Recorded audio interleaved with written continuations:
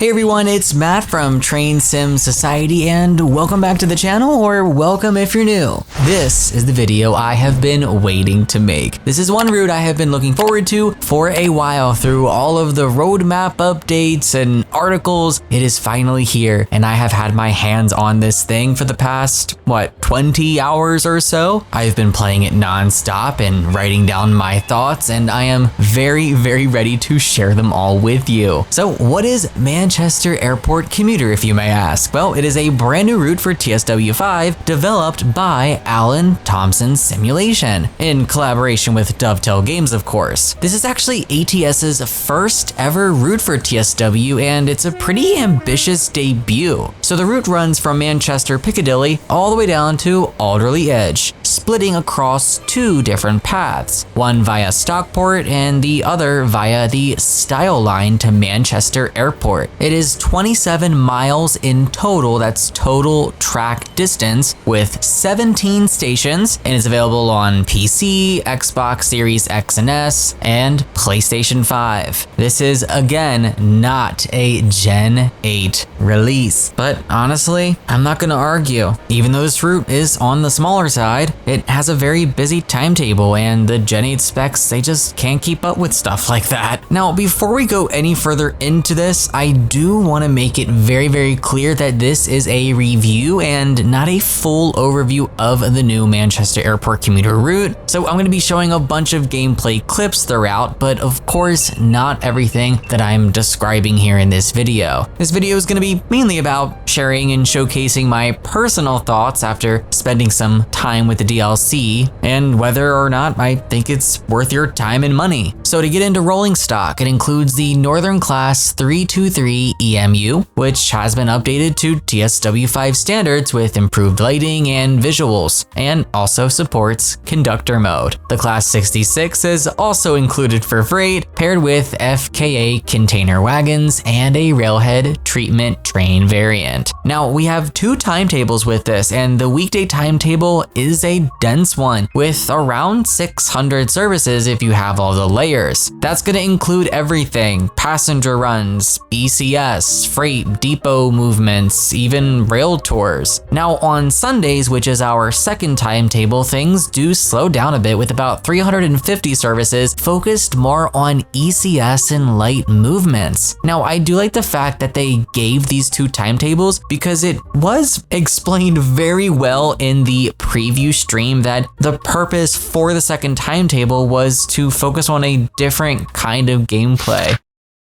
There are 5 scenarios included here. That seems to be our standard with new routes. Very happy with that. Now, if you own additional DLC, you'll unlock even more playable layers. We have the Class 350, the Class 390 Pendolino, which are both from West Coast Mainline South. We have the ScotRail 158, Class 87, and a few others. It's a heavily layered route if you've got the content, and I definitely recommend it because with everything, the route is alive. One of the biggest highlights here is Manchester Airport Station. This is one of the most immersive terminal stations I have ever seen in TSW. We've got signage everywhere, a skywalk, a fully modeled parking garage, and our licensed Airbus aircraft flying overhead. You can walk across part of the footbridge, and I found one of those little bee collectibles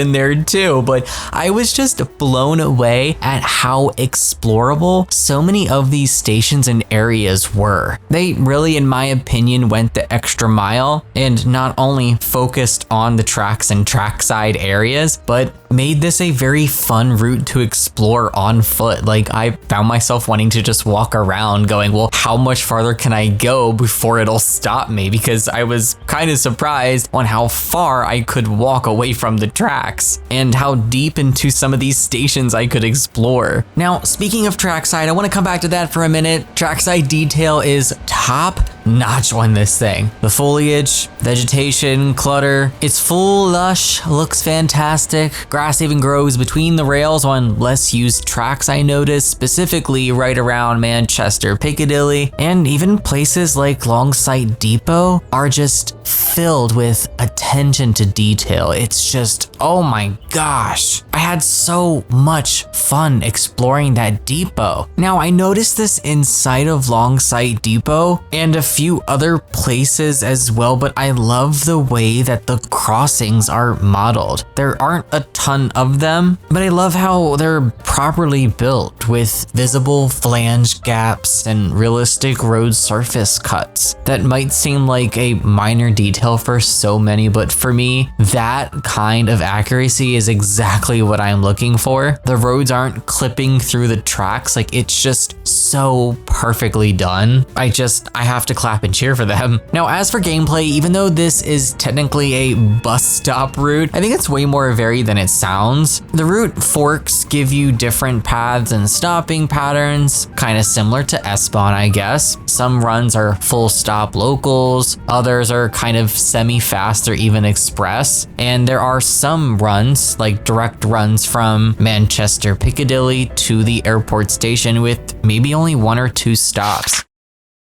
Now, freight services for the most part cover the full length of one of the lines. There's also plenty of ECS and shunting activity, so it keeps things pretty interesting and gives you that feeling of driving real daily operations. And I feel like with this route, there is a little something for everybody. You can drive the Pendolinos. You don't really get up to speed very long, but hey, you do get there. So if I were to complain about anything, I just would want this route to be longer. It would be a perfect flagship route if it was extended to crew. Now, for performance, everything runs great. I'm personally running my game via DirectX 12. Things have been either flawless or damn near flawless. Smooth frame rates, very little stuttering. Even on my first run, it was pretty good. And second run was even better, and third run was even better than that. So no performance issues on my side. And I think it holds up very well with a heavy timetable. It does help, obviously, that the route is pretty small. Things would be very, very different if we had a Frankfurt Fulda sized route or a West Coast Mainline Preston to Carlisle sized route, you know? Now, I haven't tested DirectX 11, so I think your mileage may vary there. Now, I want to talk about the issues. There's a weird lighting problem here with this route. Now, TSW already tends to look a little washed out, but this route makes that stand out a lot more. Something about the brightness or contrast just feels off about it. We have rain leaking through some station roofs. I've noticed it happens sometimes and sometimes it doesn't happen. It's kind of hard for me to reproduce, so that's not really a helpful critique, but I guess it's sort of a little helpful. The Class 350s start with the pantograph down by default, which did catch me off guard on my first run. I didn't realize what was happening and why my train wasn't moving. I had to do some searching on the forums, figure out how to put the pantograph up, and then I was late heading to Manchester, but that's not too big of an issue, and I'm sure they're gonna get that fixed, but definitely worth noting. There was one freight service that did kind of break near Longsight Depot when the weight objective didn't complete, and I noticed this happening a lot with a lot of DLCs where objectives are not completing, tutorials for other packs, and now this. There are definitely other small bugs I found. There's broken OHLE at Ardwick. There's benches clipping into each other and raised ballast near Heaton. Bugs aren't supposed to be funny, but I'm not gonna lie, riding past that was definitely a big WTF moment. Also, the collectible system seems to be broken as well. I did only find one B, and I don't know if there are collectible maps or other things, but there wasn't anything around to be collected that I saw. Anytime I did see a route map, it was already showing when I know I didn't walk up to it and collect it previously. So I thought that was kind of weird.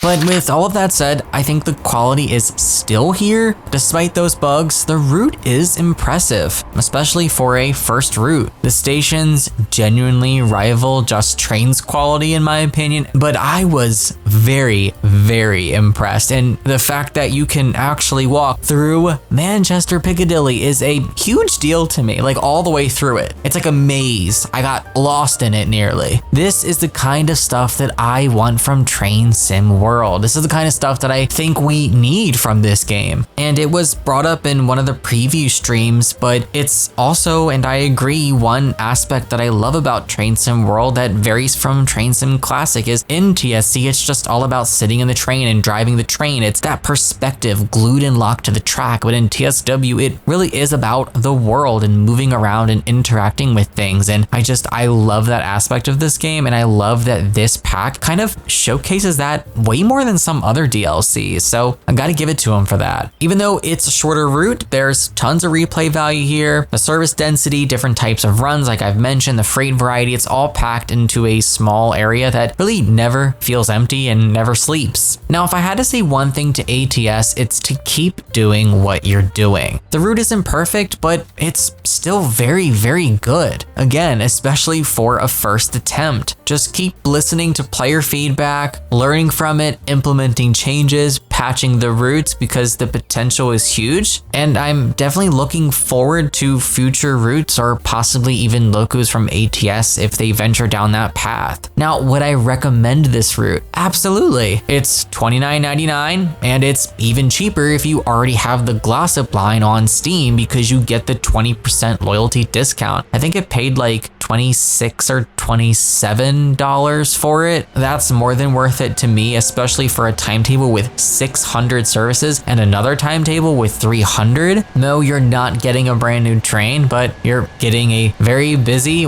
well-detailed route that is fun to play. And I think at the end of the day, that's what it comes down to. Long routes are nice sometimes, but you can have just as much fun on a short route as you can on a long route, especially if there are a lot of services and there's a lot to do. I'm curious on what you guys think of this route. Share your thoughts down below. Did you pick it up? Are you planning on picking it up? And do you think it's worth the price? That's gonna be it from me for this video. Thank you guys so much for clicking and watching. Take care and happy rail simming.